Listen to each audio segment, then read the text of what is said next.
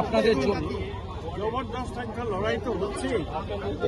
এখন ভোটের যে পরিবেশ, যার উপরে ভিত্তি করে কোনো সিদ্ধান্ত নেওয়া যেতে পারে, অর্থাৎ একটা বলা যেতে পারে মোটামুটি যে আভাস পাওয়া যাচ্ছে এইরকম, সেই পরিস্থিতিতে এখনো তৈরি হয়। কারণ ভোটের প্রায় 1.5 মাস এখনো বাকি আছে।